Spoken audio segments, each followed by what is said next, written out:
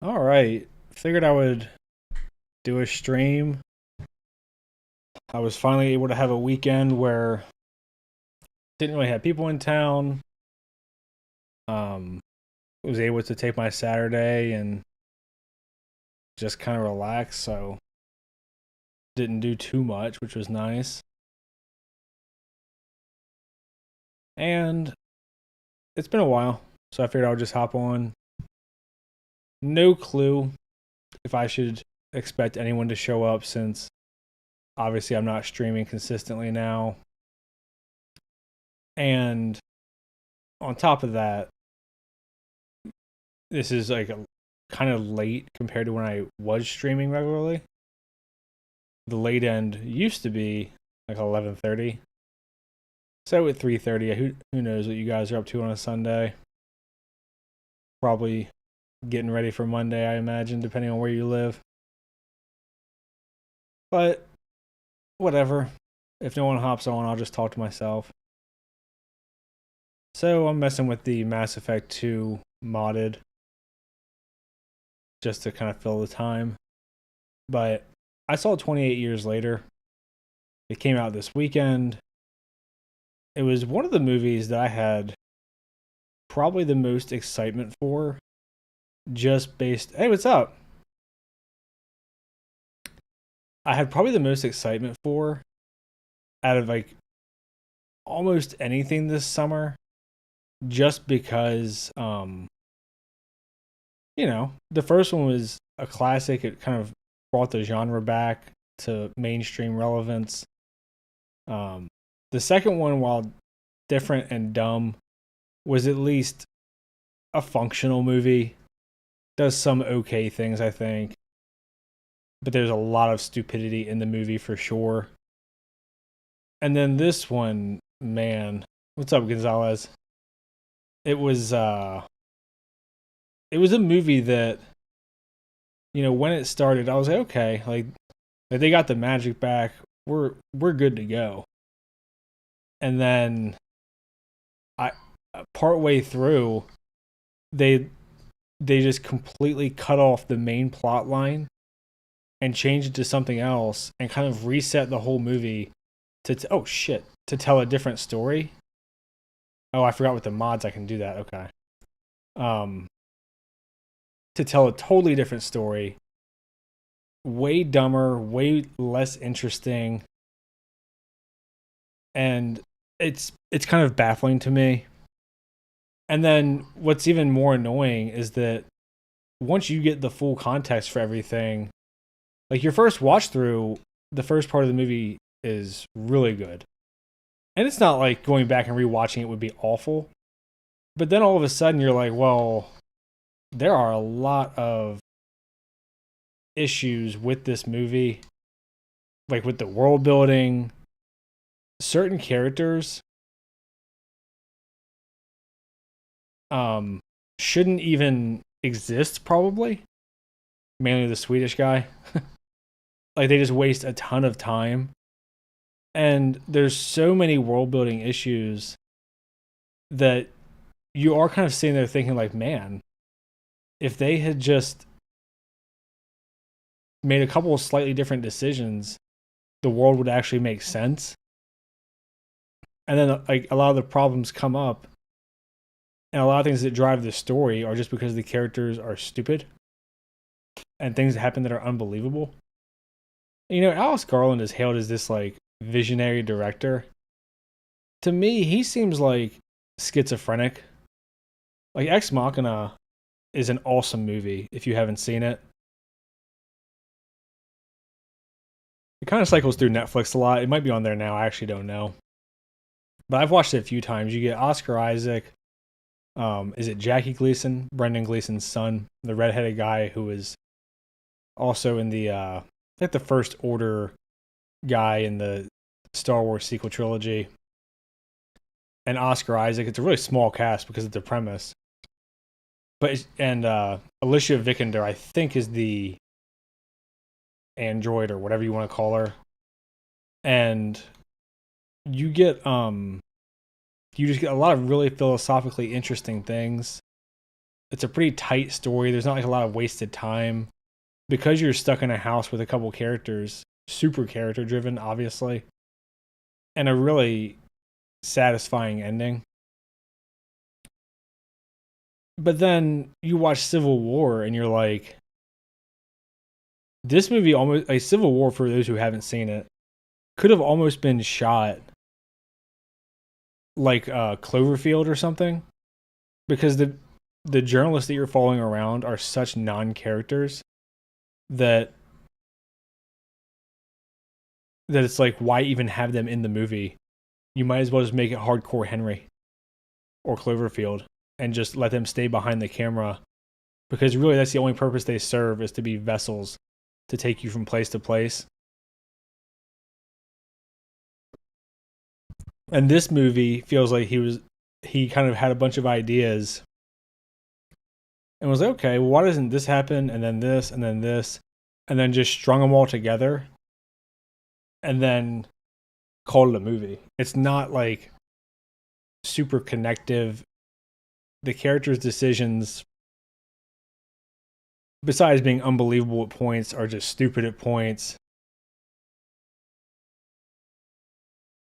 And I'll be honest, I think a lot of people, if this movie hadn't been called 28 Years Later, if it had just been called like Spike's Zombie Adventure, who's the main kid in it, I think people will be shitting all over this movie way more than they currently are. I think it's getting a lot of benefit of the doubt from nostalgia and just sort of the love that the original movie has. Gonzalez said, would it have been better titled 28 Months Later? Would that have made more sense? And how do you think the two movies can and will follow? So, 28 Months Later may have helped in some capacity, but the real problem is, I don't know how much I want to get. Well, fuck it. I guess I'll discuss spoilers if you're here anyway. The real problem is, in the 28 Weeks Later movie, they say directly that they all starved out in 5 weeks. So that right there really puts the kind of kibosh on the zombie population. Now, obviously, the way that movie ends is they've spread out across the military base, they've breached Europe, and, you know, now it's become a global issue. This movie in the opening crawl says the virus made it to Europe, the European countries fought it back, the UK is in quarantine. Or Great Britain, or whatever you want to call it, I guess. I guess it would be Great Britain, right? Because it'd be Scotland and England. So they put it back to the island being isolated, but then you also have to buy the rest of the world is just doing nothing. Like the rest of the world isn't fighting over England for resources. They're not fighting over it for, you know, just morality. They're not fighting over it for disease prevention. They're not nuking it, even though we've seen that fucking birds can get it. They're not helping, you know, a fellow ally and trying to get things going again. Like, there's a million things that you could do with that. And the movie just says, no, they just have ships that float around nearby. Everyone's stuck there. So, like, the world building, and this is an issue throughout the whole movie, the world building is super lazy. So the way they justify this, being 28 years later, is that the monsters are eating, like, deer and fish and stuff. And to me, this presents another problem. One, you know, to me, either they're so... I don't believe feral humans would have the capacity to hunt. Like, well, it's not even, they're not even gathering, they're just hunting.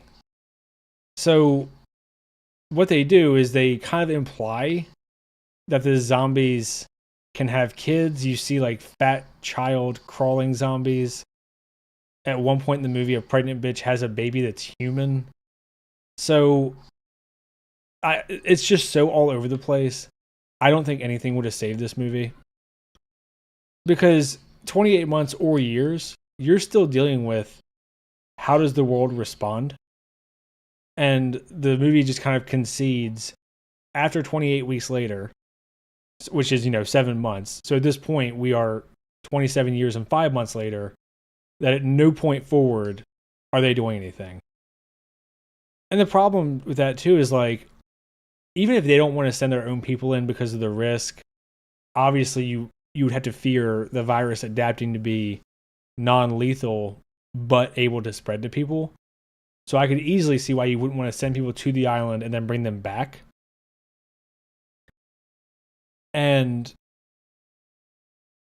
But even still, we have so much technology. Why wouldn't we just fly supplies over? Helicopter and supplies, fly them in. Presumably, we have enough satellite technology to at least see where groups of people are gathered. Maybe if we wanted to do kind of tactical bombing. But the idea that the world would just live with this planet that's a biohazard ready to explode at any moment is just nonsensical to me. And it's really a super lazy way. It's a really super lazy way of just saying, we want this movie to feel isolated. Therefore, like, that's it.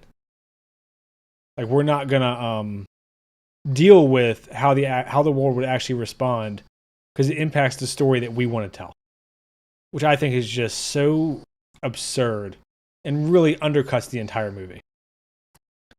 Especially because at one point in the movie, a Swedish group who was on boats in the quarantine crashed, which no fucking clue how that happened.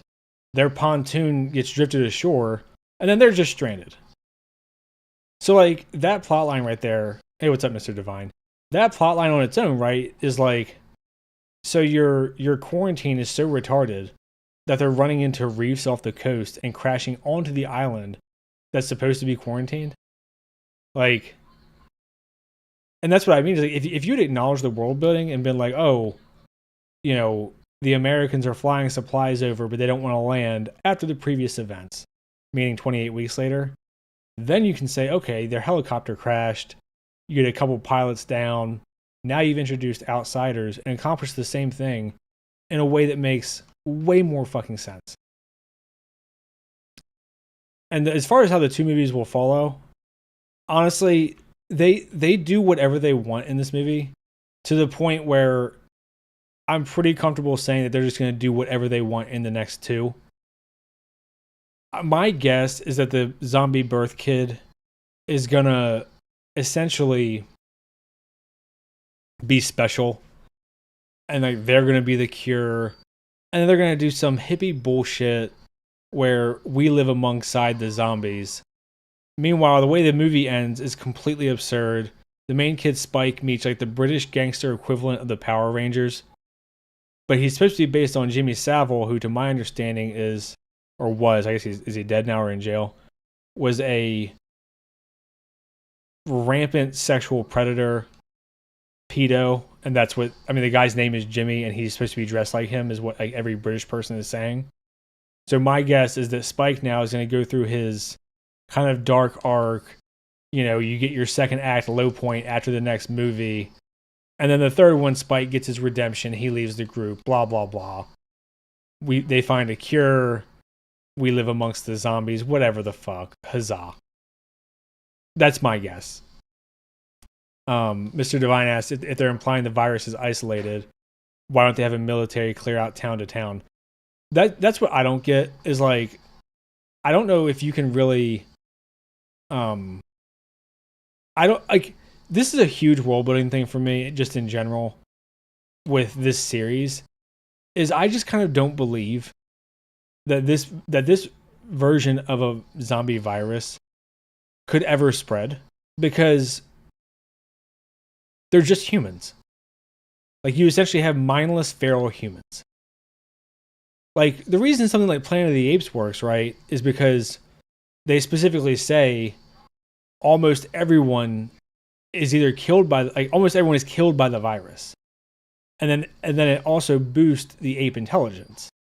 So you're getting like kind of the double whammy there. You're not getting like the apes with their population, I don't know how many monkeys there are. Let's just say a couple 100 million, are just overrunning humans that have fucking guns and tanks and bombs. And the reason I think it works better in most zombie stories is because they're undead, right? So they don't need to eat, which is something that this movie kind of tries to address, but does it really make any sense the way it's addressed? I would say no. Because like, you're essentially saying that the zombies had to be able to reproduce and hunt well enough to survive for 30 years. And they're mindless, like, I mean, they're just feral humans. So like, all the world building is absolute shit. And yeah, Mr. Divine, it's a good question that they didn't want to address. Like in this movie, and this is what I was talking about, where there's a really dumb scene that stems from this Swedish group, like accidentally crashing into the shore somehow, or crashing into a reef, or whatever the fuck the explanation is they show them in like a tunnel getting just overrun by the zombies, led by one of these alpha zombies, but they have machine guns. Like, I just don't believe that 12 or 15 zombies could overrun like 9 military guys with machine guns who are trained soldiers. So that's kind of what I was saying is,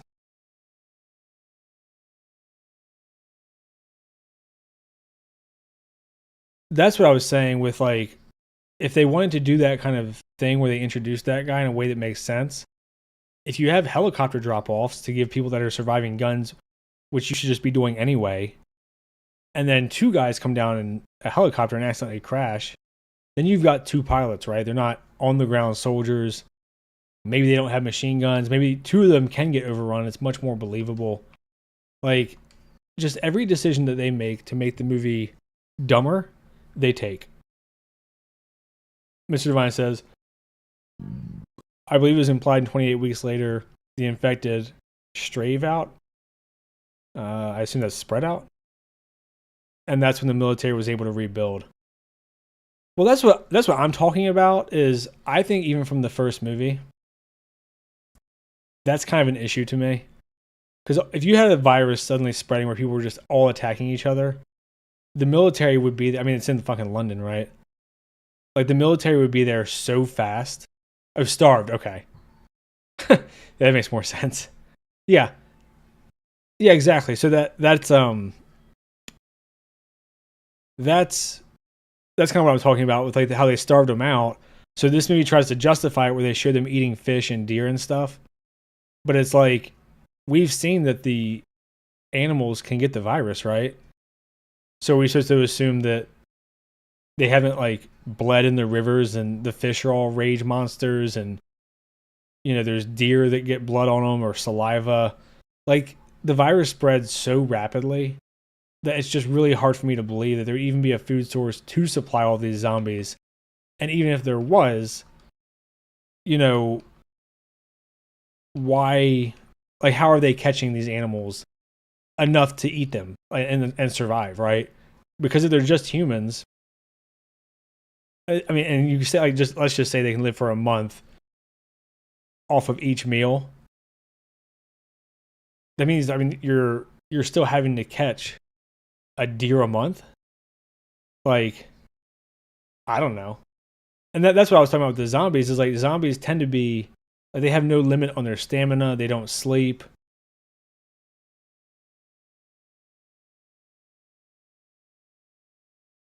What's up, Salvitas? Yeah, yeah. I mean, that's what I'm saying. Is like that's the whole premise of 28 weeks later. But even though, like, even with that whole thing where they fucked up, well, and that, even if they fucked up the operation because they're completely nonsensical handling of the carrier / immune lady. Hey, Tyler. Zod, come way down. I still think, first of all, if you give it 6 more weeks, they would all just starve again. So, like, this movie is taking the position that, I guess my game froze. This movie is taking the position that they can feed and eat and survive, and apparently bear children. The whole pregnant zombie lady thing is so unclear because, like, you don't know. I think you're supposed to assume she was pregnant, got infected and then had the kid. But they just do a throwaway line where they're like, "Oh yes, the magic of the placenta," and that's like, that's the explanation. You don't get any reasoning why. There's no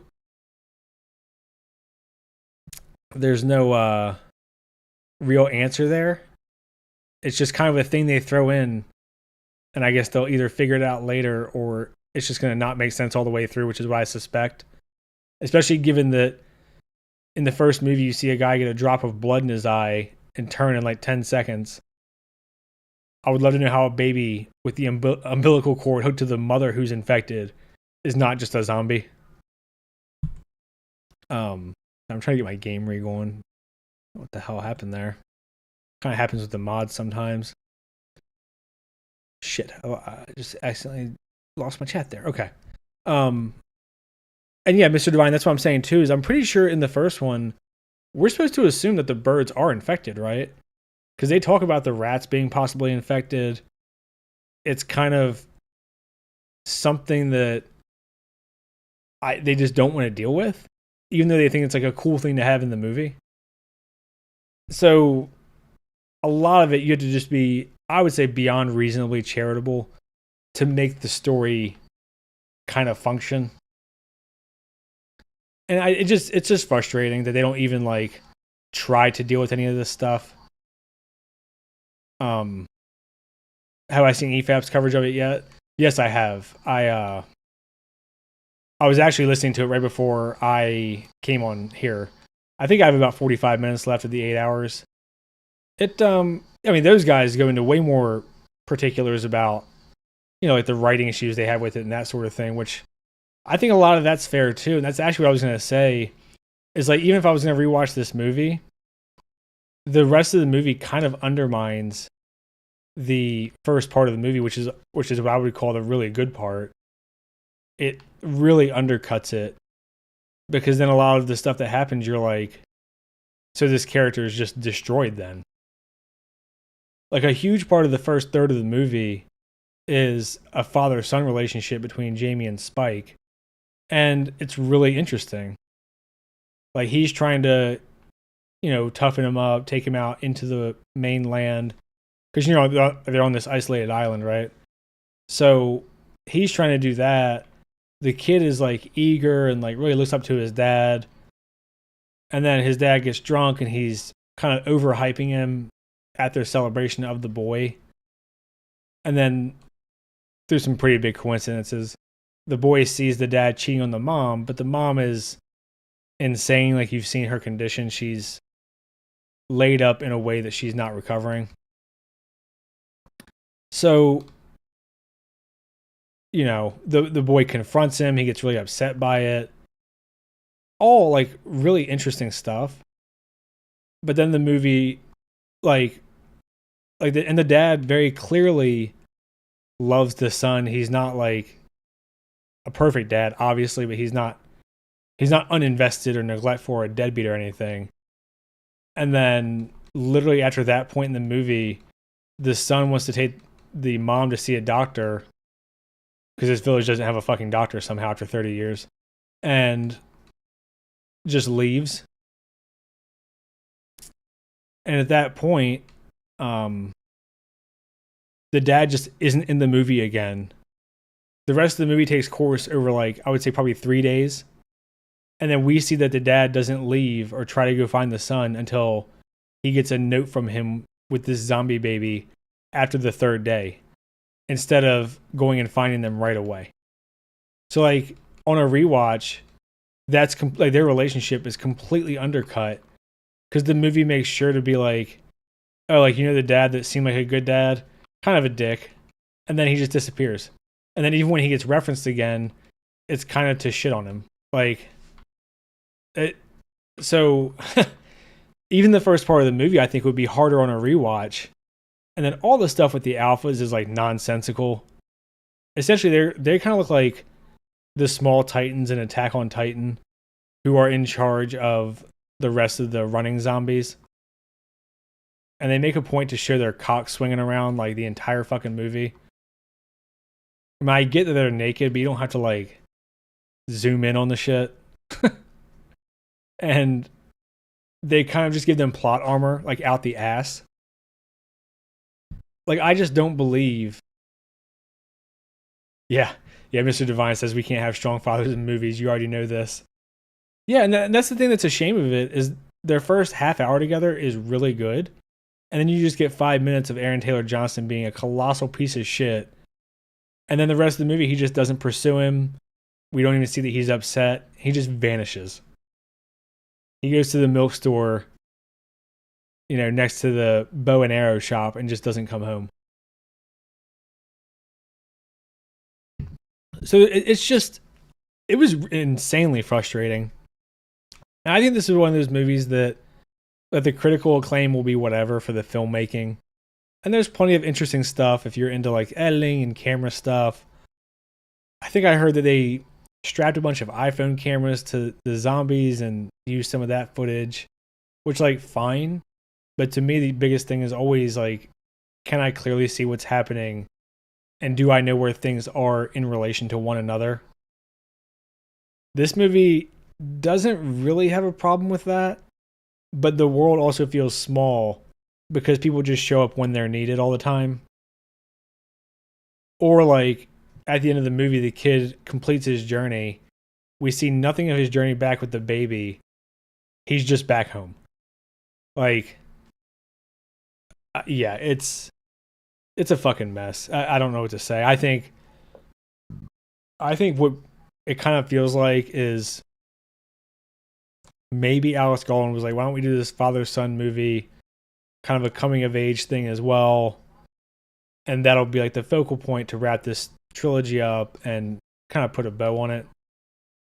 And then the studio was like, well, we think that we can turn the trilogy into an anthology or whatever.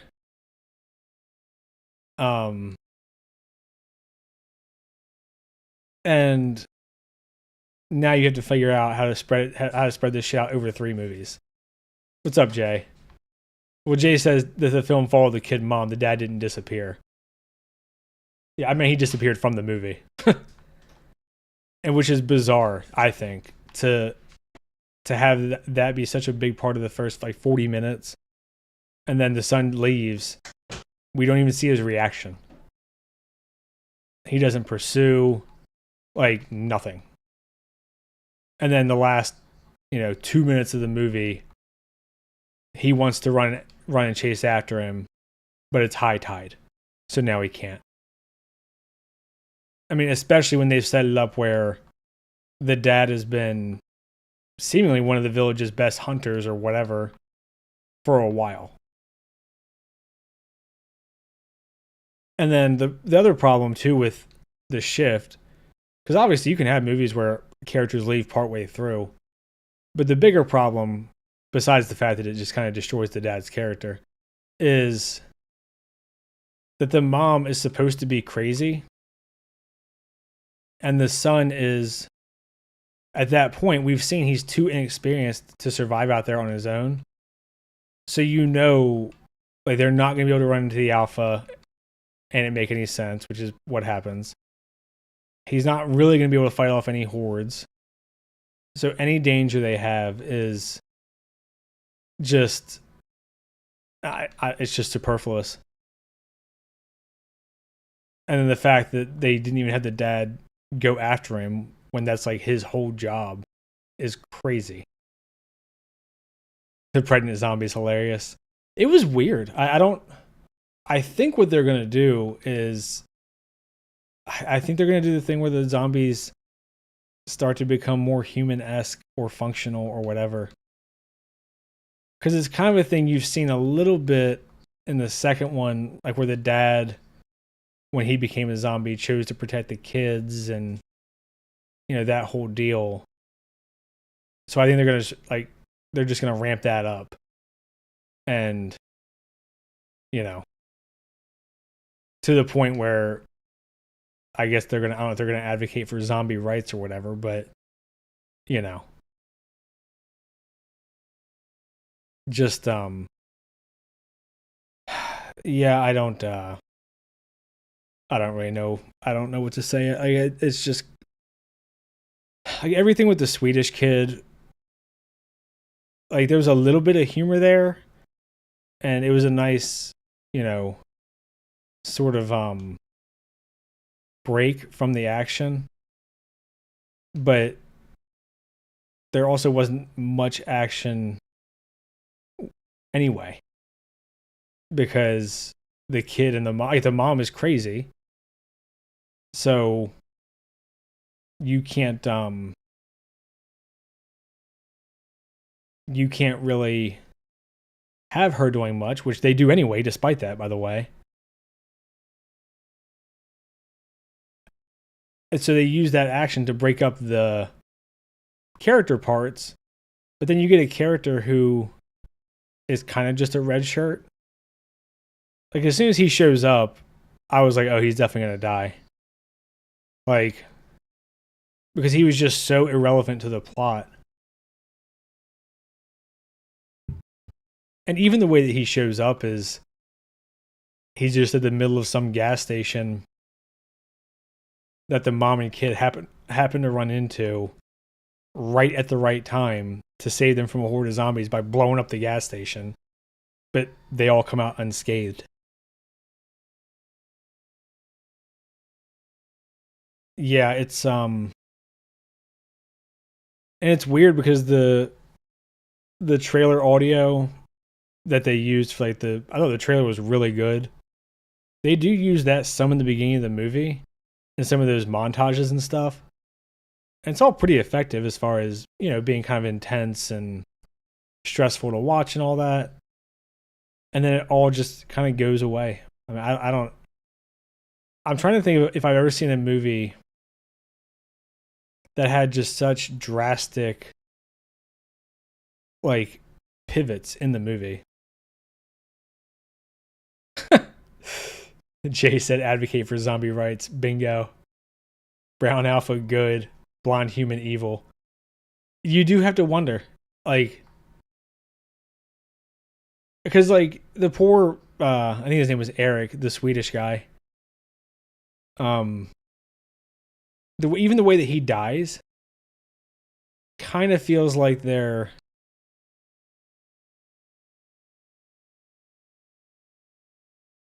kind of feels like it was supposed to be humorous, but it was also super obvious what was happening.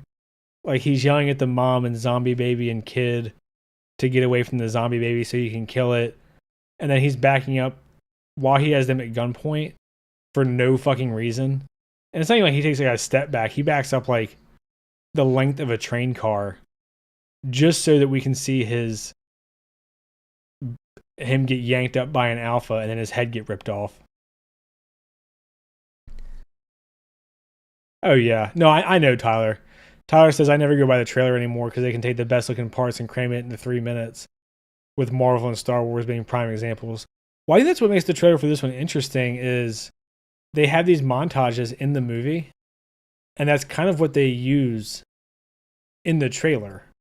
So it's like those montages are a lot of the trailer, and then they use some cuts of like the big skull Christmas tree that you see and all that. But it's not like they just, you know, cobble together footage or whatever. And they did actually use that audio in the movie. But yeah, it's just and then they also had no way to fight the zombies if like they didn't have anything that was close range. They only had bows and arrows and they took like 10, which, you know, I mean, even if you assume that you never miss, that's not that many. Especially with the plot armor that they give the alphas, where they have them say, I've seen them full of arrows before they go down, even though they're just fucking humans. Like one bow to the head or heart, they would die. I don't. It's just a bummer. It's probably the most pissed off my wife has been in a movie in a long time. Because she loves the first two, even though the second one is way different and obviously not as good. Like she's super into the zombie stuff, and those two in particular.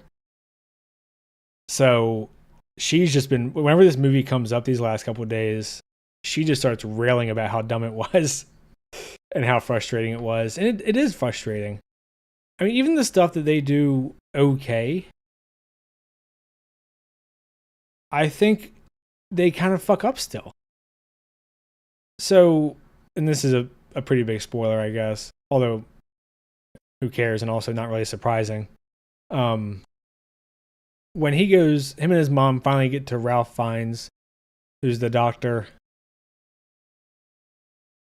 That, you know, he says, "Oh, she has brain cancer," and throughout the whole movie, she's like out of touch and then back in touch. You know, kind of the dementia sort of thing where she's calling her son dad sometimes. She's loopy and kind of just weird a lot of the times because she's just talking about random shit. She'll start just yelling and calling the husband a cunt or the Swedish guy a dick. Like, so she's just kind of all over the place. She has like a little Born Identity moment where she kills a zombie while the son falls asleep on guard duty. Well, that's for sure. Jay said the movie's easy to nitpick if you don't like it.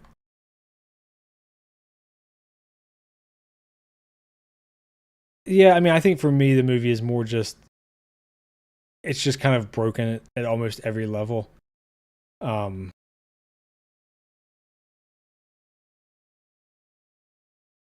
like, to me, the rest of the world just having an island of fucking monsters and not doing anything is like world breaking for the world building. Um,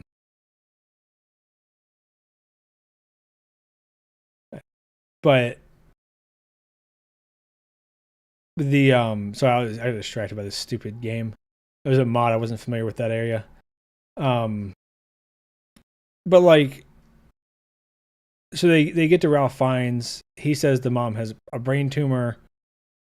She decides that, you know, they had the conversation and she wants to live, like she wants to die a peaceful death and not have her son kind of watch her go crazy. Essentially, pretty normal decision. Pretty good, you know, emotional payoff or whatever. But the issue I would have with that is more, they show up, Ray Fiennes and Spike's mom, I think Isla, kind of just decide to euthanize her. And they do have a little conversation, but he's very clearly upset. And then they just drug him. And Ray Fiennes euthanizes her, comes back with her skull, and gives it to Spike to put on top of the skull Christmas tree as like the star of the tree.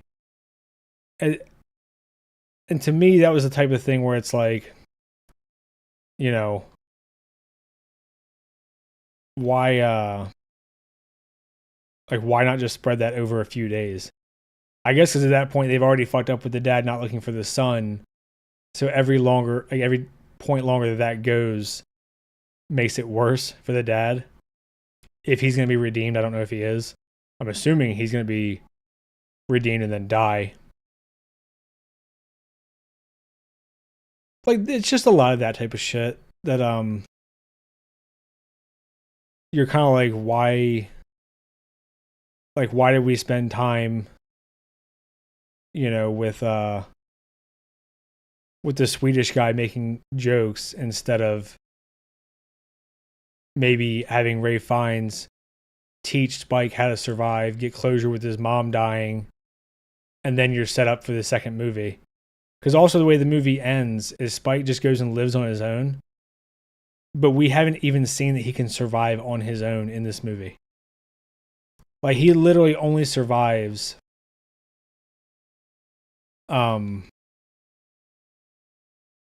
because, one, just no alphas show up, or when they do, he gets away by kind of plot bullshit.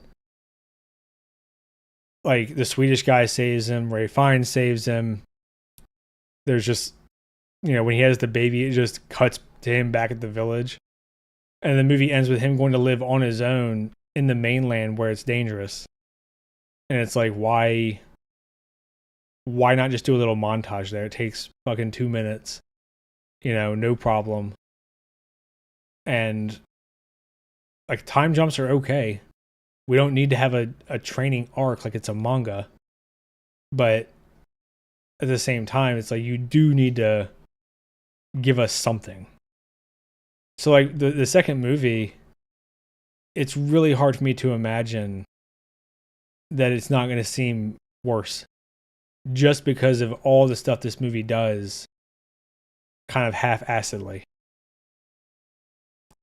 So we'll see. I mean, it's already coming out, I think, in like 6 months, because they made the first two at the same time, is my understanding. And the third one hinges on how the first two do, or at least the first one, which I gotta say, that is a pretty ballsy move in this theatrical era to kind of pump up your budget way more than your previous entries, make 2 of the 3, and then,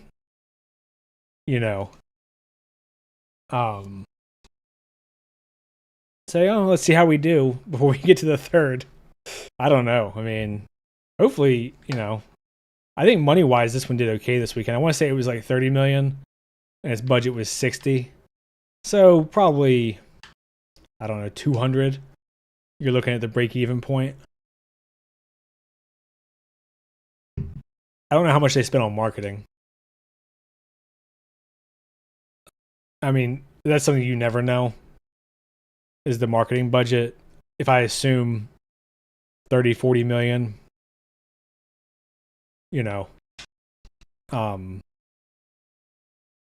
then they would need 200 million to break even. So I guess as long as it's not like a complete bomb, the third part will start filming pretty soon. I mean, I would think they have to have a script written for it. But yeah, the second one I feel like is kind of, I don't know if there's any trilogies that I've seen. God damn it. Double clicked my button. I don't know if there's any trilogy movies that I've seen where I was like, man, the first one really made a lot of mistakes and wasn't very good. But then the next two, or like the next one, just fucking nailed it, That's, it just seems unlikely to me. But who knows? I mean, maybe the next one will be a fucking banger and Nia DaCosta will nail it,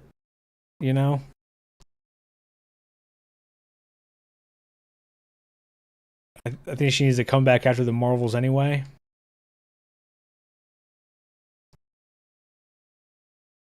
But yeah, I'm not gonna keep going about 28 years later. I mean, hopefully you guys will see it if you want to, and you can form your own opinions. But I was just very, very disappointed. What else did I even put in the title of this video? Oh, Halo, yeah. So Halo is a franchise. I don't even know, frankly, how it's existing at this point in time. I mean, it's literally just a husk riding on a dead horse of the goodwill of the fans who long for the good old days of, having 4 dudes in a basement playing Slayer or Snipers on Blood Gulch.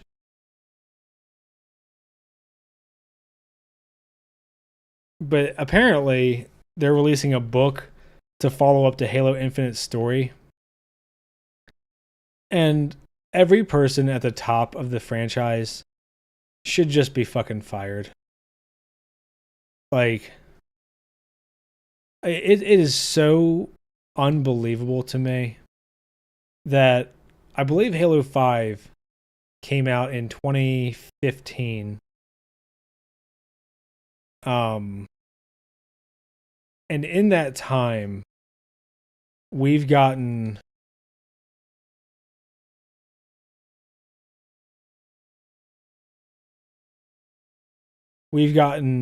Halo 5, which the fans were super pissed off about.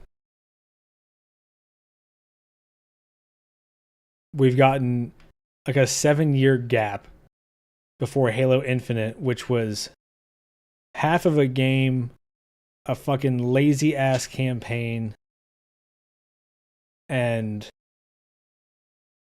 a lazy ass campaign that was nostalgia bait and just very stupid overall. And now it's been 4 years, I think, since Halo Infinite came out. They're still updating the game and just bending over stupid people for microtransactions. And now we're going to get a book that continues the Halo 7 story. And I know people were saying, like, oh, it's not going to be like the end of the story. It'll be just like First Strike. You know, where it's just kind of supplemental. But 343 has not done that at any point since they've taken over from Bungie, which is insane to me. They've put a ton of content in books that's like necessary to understand their convoluted ass campaigns. And you cannot go cross medium. I mean, you've seen the consequences just of I see your question, Jay, about what are my favorite Danny Boyle movies. I'd have to look, honestly. I don't even know what else he's done. Let me look real quick while I'm talking about Halo. You cannot go cross medium and expect your audience to just follow you. Like, that's just not what people do. And I don't know why they keep doing it. They keep starting stories and then being scared because they don't get 100% fan buy-in and then completely pivoting. And it's like, you chicken shits need to just have a story you want to tell, fucking tell it, and have a trilogy come out with each game 3 years apart. That should be more than enough time for you to make the next fucking game. There's no reason to have a 7-year development cycle, especially when you're releasing partially completed games with a bazillion microtransactions. I'm looking at his filmography, Jay. I don't think I've seen like anything that he's done. Like Slumdog Millionaire obviously was very popular. I heard it was good. Train Spotting I've heard was good. Shallow Grave I think I heard was okay. 127 Hours. I believe that's the rock climber who got his arm stuck. Seemed like people like that one. I never saw it. The Steve Jobs movie, I don't know if that's the one that people like, because there's been a few of them.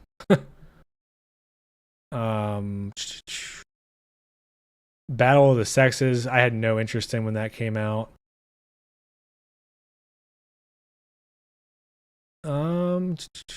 Yeah. I haven't seen like shit by him, which I guess is kind of crazy.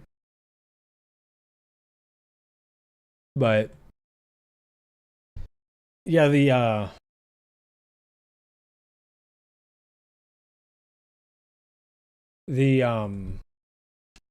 Halo Studios or 343 Studios or whatever the fuck they want to call themselves now, they are just inept. I don't know what else to say about it.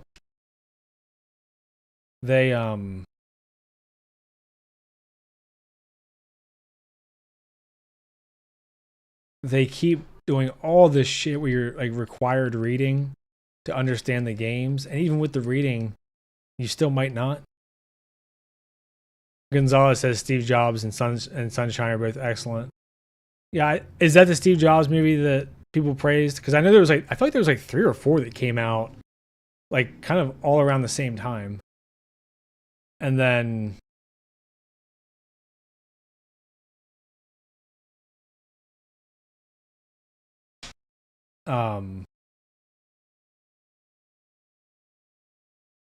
but I couldn't remember which one was which. Because I think one is called Steve Jobs. I think one might just be called Jobs. And I think there was a couple other ones. Or am I just going fucking crazy?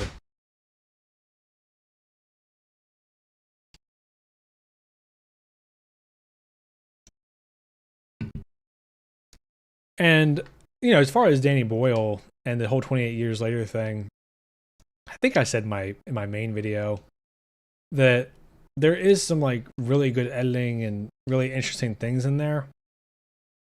But for me, it's that stuff is cool. But the story and world building just felt so lazy and just completely all over the place.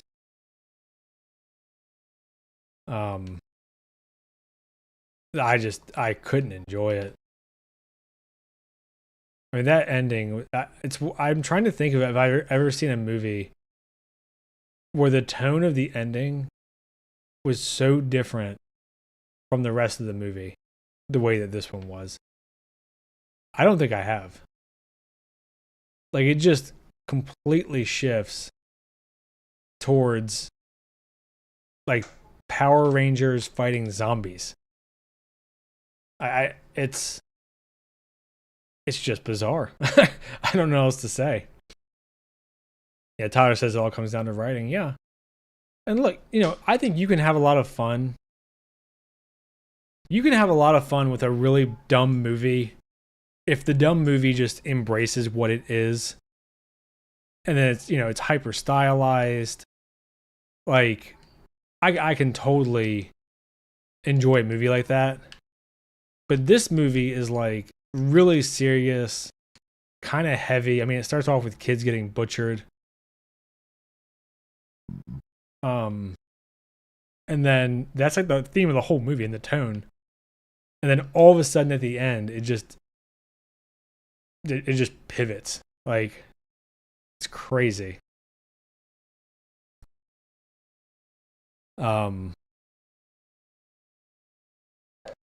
Gonzalez said Steve Jobs by Danny Boyle. Yeah, I saw his IMDb, but I thought there was 3 or 4 movies that came out at the same time, and I wasn't sure which one was the one that people really praised, or was it that one?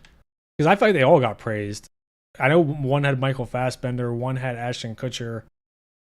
I feel like there was a couple other ones too. I don't know. Maybe I'm just making shit up. And then he asked, does Halo need another strong single POV story to revive it, or is it just dead and gone? I think it's just done. I don't. I think a lot of really classic stories, and obviously Halo had massive influence on gaming in general.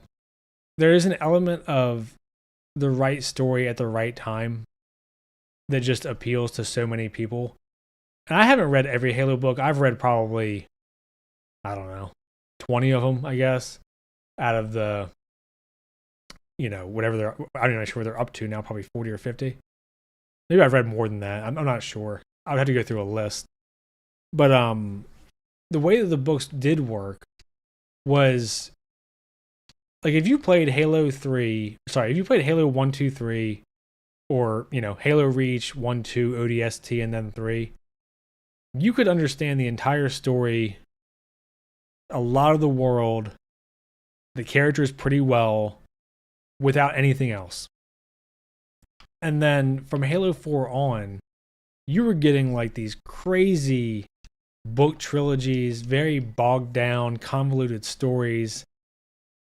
I mean, Halo 4, I've read the Forerunner trilogy, which is kind of the whole Didact's background. And the problem is, there's a few problems. One, those books are fucking hard to read. I've read them 3 times, and I get lost in the second book every single time. The way that Greg Bear writes, or he might be dead, wrote, was so hard for me to follow. and there's just way too much shit going on. So even with me reading those books, it doesn't add a ton to the Didact or the Forerunners really. But then also, if they were like, hey, this is the reading list to play Halo 4, and then you go and read it, the Didact is kind of like a generic villain and then dies in a comic and never comes back after the game. Who the fuck is going to read the books again? Like, it's just a bad model. Like, I would love to know what percentage of MCU fans have seen, like, the movie's predecessor shows. Like, how many people saw Captain Falcon and Winter Soldier before seeing Captain America 4 in theater? I'd be shocked if it was like even over 10 million. And you know, the movie makes 400 million, so presumably at least 30 million people were seeing it. And that goes for all of the shows. And that doesn't even get into the fact that it's not just one show you need to see. There's a bunch. There's a whole bunch of movies you need to see. Like, at some point, it just becomes way too unwieldy. And then especially when you like take in the kind of lack of consideration to the audience for both the MCU and Halo. Like people, first of all, they don't have that kind of time, but also your audience is gamers. You should not be trying to force gamers to buy your books to play their games. And that, you know, not to mention there's plenty of Halo players that just only play the games. Like, they don't ever read the books. Tyler's combining 28 years later and Captain Falcon.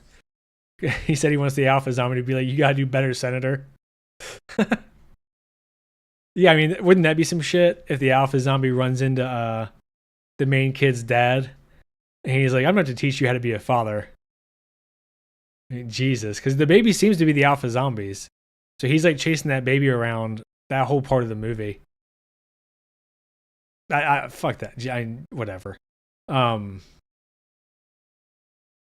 like, you know, you can't ask people to read a bunch of books to play your game and then also completely change the story because you didn't like the audience feedback for your game. Like, get the fuck out. I think the only way to actually bring Halo back is to make it innovative again for the multiplayer and then to give it a good story.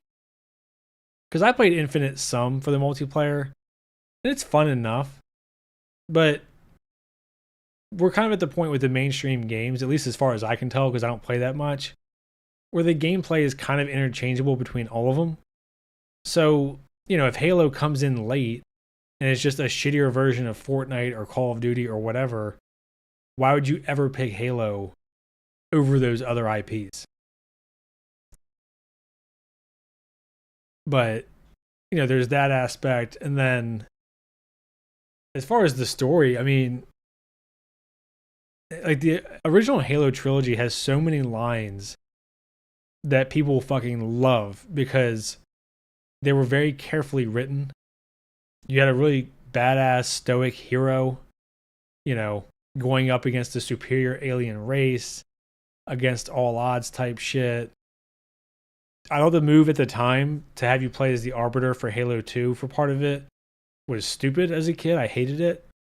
But as I've gotten older, I really appreciate that decision and the in-depth look you give it to Covenant. And the fact that you have a Covenant ally who's cool as shit also. Like, all the stuff that Halo did at the time was way ahead of the curve.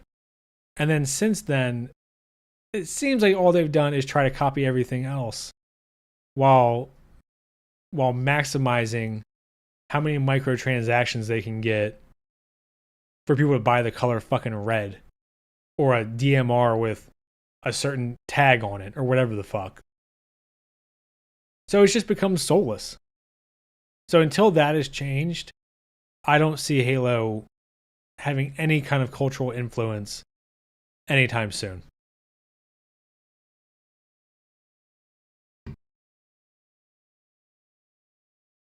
I mean, the fucking Halo music was like some of the most iconic video game music ever. even if Halo didn't get back to that level, I think it could get back to the level of relevance. But then they had to prioritize just making a good game and just telling a good story. And I think they've just kind of lost control of the wheel. I think. So yeah, as far as like my confidence in getting Halo back to that level, absolutely fucking not. I mean, I would love for it to. It's maybe my favorite franchise.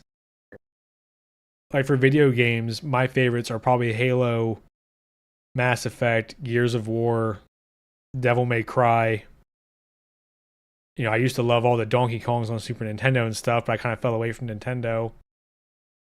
Sonic, Metal Gear. So Halo, you know, falling off really, really frustrates me personally. But, and I wish I could be more optimistic, but in 15 years, we've gotten 3 separate campaigns, and the most recent entry was an uncompleted fucking mess with a rip-off version of the first. It's like the Halo Infinite is like the Force Awakens of Halo. Like it wanted to be combat evolved and was just a dumber version of it and a worse version of it in every way. Like the Endless were clearly supposed to be the Flood, except they just kind of show up out of nowhere. You don't understand anything. There's no mystery.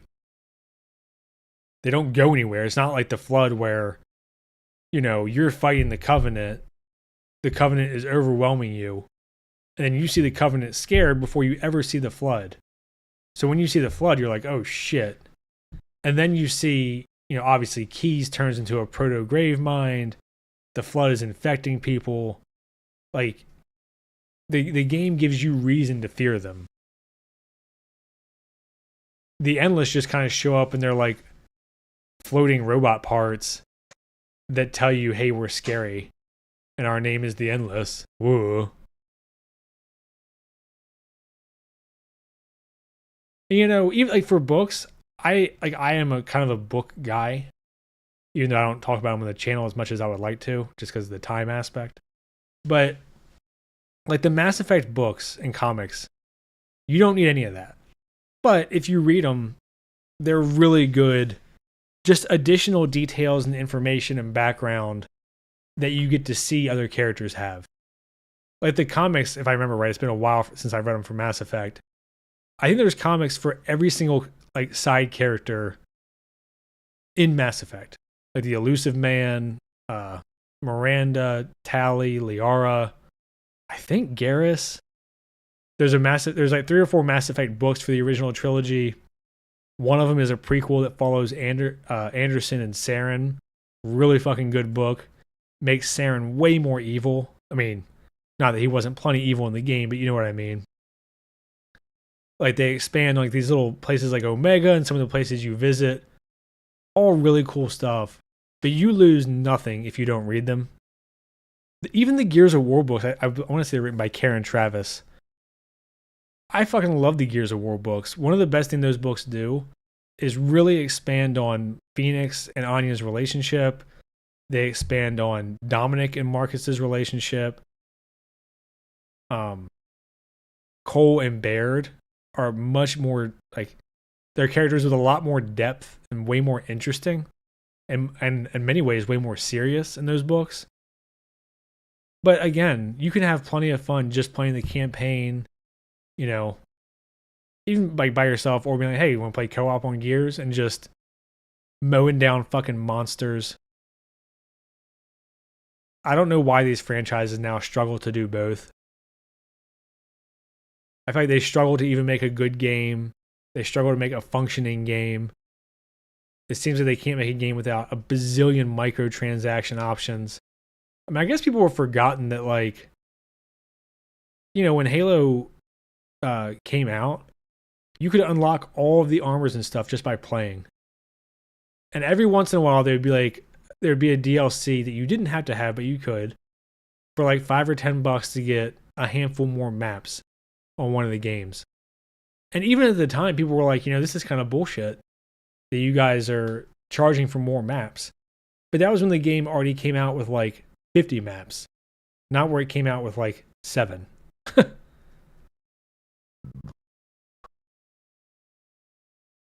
But whatever. I mean, maybe F1 and Squid Game season 3 that come out this weekend will be decent, and I can get my hopes up for July, which I feel like is going to be a massive box office month and a bunch of shitty ass movies.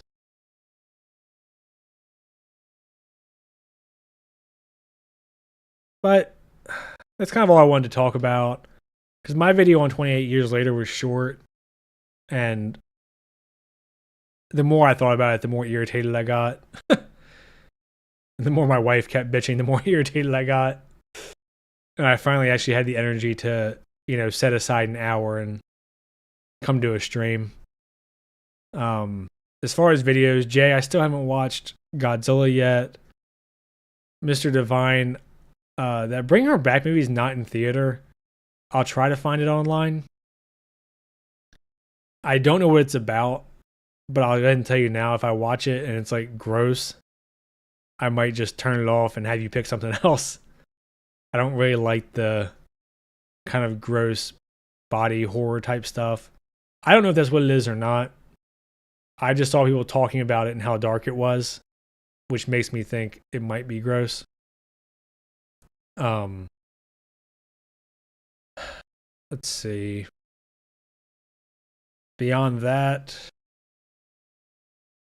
I don't know. I was thinking about making a video this week. Oh, really? That's a bummer. Gonzalez said he already heard negative things about F1. Oh, that's a bummer. Well, I heard the only bad thing I've heard about it was that the budget was like massive, because I don't know if they actually filmed in like the F1 cars and on their tracks and stuff. Like kind of like a Top Gun Maverick type deal where they ride, they ride bitch and film while a professional drives.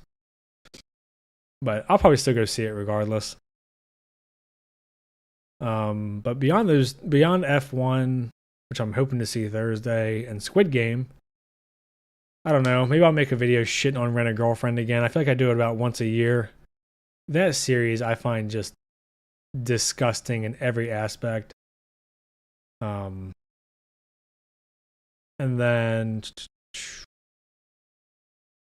yeah, beyond that, I don't know. It'll just be kind of whatever I'm in the mood for to make this week. But you guys enjoy the rest of your weekend. I'm glad a few of you popped in. I really wasn't expecting anything. Well, I don't ever really expect anything, but I knew it was kind of just a surprise thing at a weird time for me. So I'm glad some of you showed up.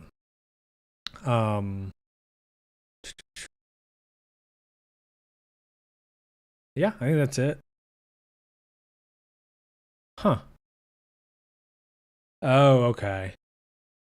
Gonzalez said that he knows they went to a bunch of actual races to film live, so visually it should be good. But the negative that he heard was that it's all zoom ins on the cockpit, so you're kind of disconnected from the actual race itself. That's interesting. I'll have to see what they do with that. But yeah, you guys have a good weekend. Thanks for popping by with no notice. Well, I'm glad you guys watch in general. You obviously don't have an obligation to either way. Yeah, it's back to work for me tomorrow. And I'll, stream again when I can. Who knows? Maybe if Squid Game 3 is an absolute banger or abomination, I'll stream again.